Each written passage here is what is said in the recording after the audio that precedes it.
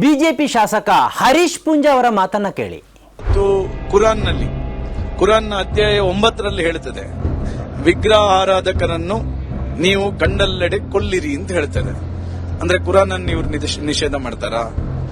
ಈ ರೀತಿಯ ನಾನು ಅನೇಕ ಕುರಾನ್ ನಲ್ಲಿ ಇರ್ತಕ್ಕಂಥ ಉಲ್ಲೇಖಗಳನ್ನು ನಾನು ಯಾವ ಸಾರ್ವಜನಿಕ ವೇದಿಕೆಯಲ್ಲೂ ಕೊಡ್ಲಿಕ್ಕೆ ರೆಡಿ ಇದ್ದೇನೆ. ವಿಧಾನ ಪರಿಷತ್ ಸದಸ್ಯ ಸಿಟಿ ರವಿ ಅವರ ಮಾತುಗಳನ್ನ ಕೇಳಿ. ಒಂದು ಮತಗ್ರಂಥ ಒಂದು ಮತಗ್ರಂಥ ಏನು ಹೇಳುತ್ತೆ ಅಂದ್ರೆ ಮೋಮಿನ್ನ ಕರ್ತವ್ಯ ಏನು ಅಂತ ಹೇಳುತ್ತೆ ಒಂದು ಮತಗ್ರಂಥ. ಮತ್ತೆ ಜಿಹಾದ್ ಮತ್ತು ಕಿತಾಲ್ ಬಗ್ಗೆ ಹೇಳುತ್ತೆ. ಅದೊಂದು ಹೇಳುತ್ತೆ ಮೋಮಿನ್ ಅಂದ್ರೆ ವಿಶ್ವಾಸಿ, ಯಾರು ಮೋಮಿನ್ ಅಂದ್ರೆ ಅಲ್ದೇ ಇರೋರು ಯಾರು ಕಾಫಿರ್. ಆ ಕಾಫಿರು ಏನ್ ಮಾಡಬೇಕು ಅಂತ ಅದು ಹೇಳೋದೇನು ಅಂತ ಹೇಳಿದ್ರೆ ಕಿತಾಲ್ ಪಿ ಸಬಿಲಿಲ್ಲಾ. ಕಿತಾಲ್ ಎನ್ನೋದ್ರ ಮೂಲ ಪದ ಕತ್ಲ್, ಅಂದ್ರೆ ಅದಕ್ಕೆ ಕಿತಾಲ್ ಅನ್ನೋದ್ರ ಪದವನ್ನು ಕತ್ಲ್ ಅಂತ. ವೀಕ್ಷಕರೇ, ಇದು ಎಡಿಟರ್ ಸ್ಪೀಕ್.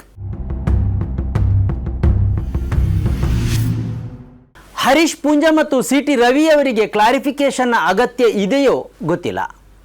ಅವರು ಗೊತ್ತಿಲ್ಲದೆಯೇ ಹೀಗೆ ಮಾತಾಡಿದ್ದಾರೋ ಅದು ಗೊತ್ತಿಲ್ಲ.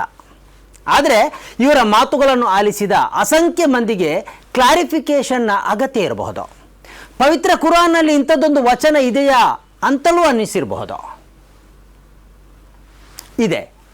ಮುಖ್ಯವಾಗಿ ಹರೀಶ್ ಪೂಂಜಾ ಅವರು ಉಲ್ಲೇಖಿಸಿದ ವಚನವನ್ನು ಈ ಹಿಂದೆಯೂ ಕೆಲವರು ಉಲ್ಲೇಖಿಸಿ ಆಕ್ಷೇಪಿಸಿದ್ದಾರೆ. ಆ ವಚನ ಹೇಗಿದೆ? ನಿಷೇಧಿತ ಮಾಸಗಳು ಕಳೆದ ಬಳಿಕ ಬಹುದೇವ ವಿಶ್ವಾಸಿಗಳನ್ನು ಸಿಕ್ಕಲ್ಲಿ ವಧಿಸಿರಿ, ಅವರನ್ನು ಸೆರೆ ಹಿಡಿಯಿರಿ, ಮುತ್ತಿಗೆ ಹಾಕಿರಿ, ಬೇಹುಗಾರಿಕೆ ನಡೆಸುವಲ್ಲೆಲ್ಲ ಅವರನ್ನು ಹೊಂಚು ಹಾಕುತ್ತಾ ಕುಳಿತುಕೊಳ್ಳಿರಿ. ಇದು ಪವಿತ್ರ ಕುರಾನಿನ 9ನೇ ಅಧ್ಯಾಯದ 5ನೇ ವಚನ. ಆದರೆ ಇದಕ್ಕಿಂತ ಮೊದಲಿನ 4ನೇ ವಚನವನ್ನು ನೋಡಿದರೆ ಈ ವಚನದ ಹಿಂದೆ ಬೇರೇನೋ ಇತಿಹಾಸ ಇದೆ ಅನ್ನುವುದು ಗೊತ್ತಾಗುತ್ತೆ. ಆ ವಚನ ಹೇಗಿದೆ? ನೀವು ಒಪ್ಪಂದ ಮಾಡಿಕೊಂಡಿದ್ದು ತಮ್ಮ ಒಪ್ಪಂದ ಪಾಲನೆಯಲ್ಲಿ ನಿಮ್ಮೊಂದಿಗೆ ಯಾವತ್ತೂ ಲೋಪ ಎಸಗದಿದ್ರೆ ಹಾಗೂ ನಿಮ್ಮ ವಿರುದ್ಧ ಯಾರಿಗೂ ಸಹಾಯ ಮಾಡದಿದ್ರೆ ಈ ಬಹುದೇವ ವಿಶ್ವಾಸಿಗಳು ಇದಕ್ಕೆ ಹೊರತಾಗಿದ್ದಾರೆ. ಇಂಥವರೊಂದಿಗೆ ನೀವು ಅವಧಿಯವರೆಗೆ ಒಪ್ಪಂದವನ್ನು ಪಾಲಿಸಬೇಕು. ಯಾಕಂದರೆ ಅಲ್ಲಾಹನು ಧರ್ಮನಿಷ್ಠರನ್ನು ಮೆಚ್ಚುತ್ತಾನೆ. ಇಲ್ಲೊಂದು ಸ್ಪಷ್ಟತೆ ಸಿಗುತ್ತೆ. ಯಾವುದೋ ಒಂದು ಒಪ್ಪಂದ ಆಗಿದೆ, ಆ ಒಪ್ಪಂದವನ್ನು ಉಲ್ಲಂಘಿಸದ ಬಹುದೇವ ವಿಶ್ವಾಸಿಗಳೂ ಇದ್ದಾರೆ, ಉಲ್ಲಂಘಿಸಿದ ಬಹುದೇವ ವಿಶ್ವಾಸಿಗಳು ಇದ್ದಾರೆ. ಉಲ್ಲಂಘಿಸದ ಬಹುದೇವ ವಿಶ್ವಾಸಿಗಳನ್ನು ಏನೂ ಮಾಡಬಾರ್ದು. ಉಲ್ಲಂಘಿಸಿದವರ ವಿರುದ್ಧ ಮಾತ್ರ ನೀವು ಹೋರಾಡಬೇಕು. ಅವರ ಬಗ್ಗೆ ಬೇಹುಗಾರಿಕೆ ನಡೆಸಬೇಕು, ಅವರನ್ನು ವಧಿಸಬೇಕು. ಈಗ ಇಲ್ಲಿ ಇನ್ನೊಂದು ಪ್ರಶ್ನೆಯೂ ಎದುರಾಗುತ್ತೆ. ಪವಿತ್ರ ಕುರಾನ್ ಹೇಳುವ ಆ ಒಪ್ಪಂದ ಯಾವುದು? ಬಹುದೇವ ವಿಶ್ವಾಸಿಗಳನ್ನು ವಧಿಸಿರಿ ಎಂದು ಹೇಳುವುದಕ್ಕೂ ಆ ಒಪ್ಪಂದಕ್ಕೂ ಸಂಬಂಧ ಇದೆಯಾ? ಒಂದು ವೇಳೆ ಬಹುದೇವ ವಿಶ್ವಾಸಿಗಳನ್ನು ಅವರ ಬಹುದೇವ ವಿಶ್ವಾಸದ ಕಾರಣಕ್ಕಾಗಿಯೇ ವಧಿಸಬೇಕು ಎಂದು ಕುರಾನಿನಲ್ಲಿ ಹೇಳಿದ್ದೇ ಆಗಿದ್ರೆ ಒಪ್ಪಂದವನ್ನು ಉಲ್ಲಂಘಿಸದ ಬಹುದೇವ ವಿಶ್ವಾಸಿಗಳಿಗೆ ಹತ್ಯೆಯಿಂದ ವಿನಾಯಿತಿ ಕೊಡುವುದಕ್ಕೆ ಅರ್ಥವೇ ಇರುವುದಿಲ್ಲ. ಬಹುದೇವ ವಿಶ್ವಾಸವನ್ನು ಬಿಡದ ಎಲ್ಲರನ್ನು ಹತ್ಯೆ ಮಾಡಿರಿ ಎಂದೇ ವಚನದಲ್ಲಿ ಇರಬೇಕಿತ್ತು. ಆದರೆ ಹಾಗೆ ಹೇಳದಿರಲು ಕಾರಣ ಏನು? ಈ ಪ್ರಶ್ನೆಯನ್ನು ಆಳವಾಗಿ ಅಧ್ಯಯನ ನಡೆಸಿದಾಗಲೇ 5ನೇ ವಚನದ ಒಳಮರ್ಮ ಅರ್ಥವಾಗುತ್ತೆ. ಪ್ರವಾದಿ ಮುಹಮ್ಮದರು ಹುಟ್ಟಿದ್ದು ಮಕ್ಕದಲ್ಲೇ. 40ನೇ ಪ್ರಾಯದಲ್ಲಿ ಅವರು ಅಂದಿನ ರೂಢಿಗತ ಸಂಪ್ರದಾಯಗಳಿಗೆ ಸರಿಹೊಂದದ ವಿಚಾರಧಾರೆಯನ್ನು ಸಮಾಜದ ಮುಂದಿಡತೊಡಗಿದ್ರು. ಮಾನವ ಸಮಾನತೆಯನ್ನು ಬೋಧಿಸಿದರು. ಹೆಣ್ಮಕ್ಕಳಿಗೂ ಆಸ್ತಿಯಲ್ಲಿ ಪಾಲು ನೀಡಬೇಕು ಎಂದು ಆದೇಶಿಸಿದರು. ವಿಧವಾ ವಿವಾಹಕ್ಕೆ ಆದ್ಯತೆ ನೀಡಿದರು. ವಿವಾಹಕ್ಕೆ ಶಾಸನಾತ್ಮಕ ರೂಪ ನೀಡಿದರು. ವಿಚ್ಛೇದನ ನೀಡಲು ಹೆಣ್ಣಿಗೂ ಮೊಟ್ಟ ಮೊದಲು ಅವಕಾಶ ನೀಡಿದರು. ಮದ್ಯಪಾನವನ್ನು ನಿಷೇಧಿಸಿದರು. ಬಡ್ಡಿಯನ್ನು ನಿಷೇಧಿಸಿದರು.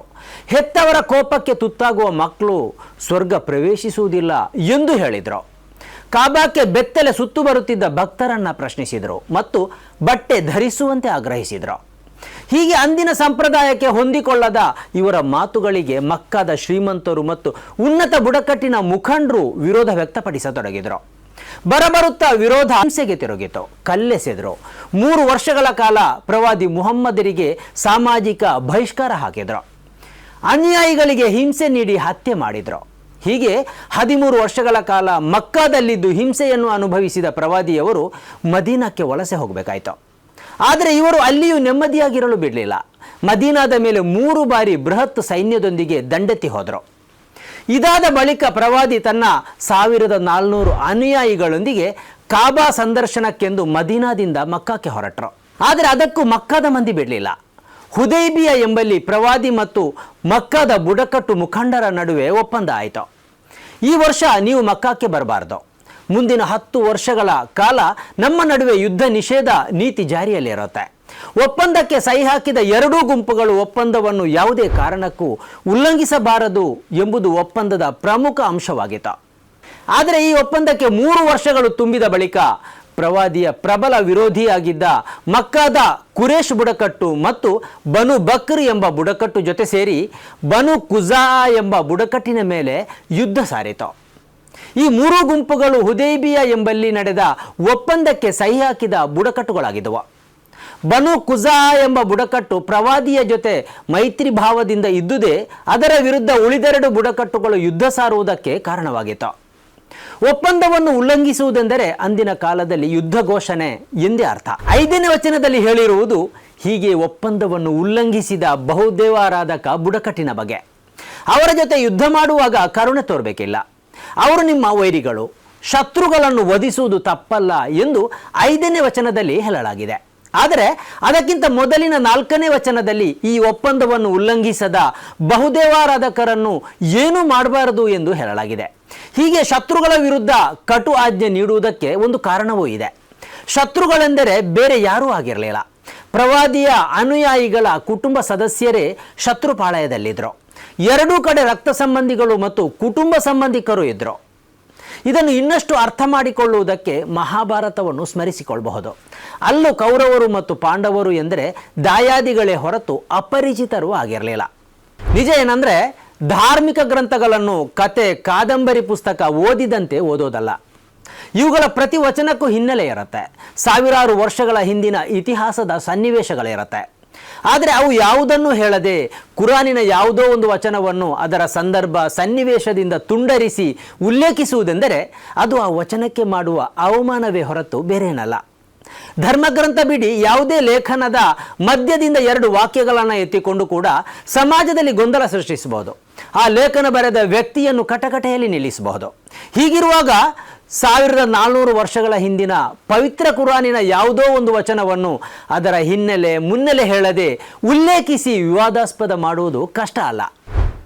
ಹರೀಶ್ ಪೂಂಜಾ ಉಲ್ಲೇಖಿಸಿರುವ ವಚನವು ಯುದ್ಧ ಕಾಲಕ್ಕೆ ಸಂಬಂಧಿಸಿದ ಮತ್ತು ಆ ಕಾಲಕ್ಕೆ ಮಾತ್ರ ಅನ್ವಯವಾಗುವ ವಚನವಾಗಿದೆ.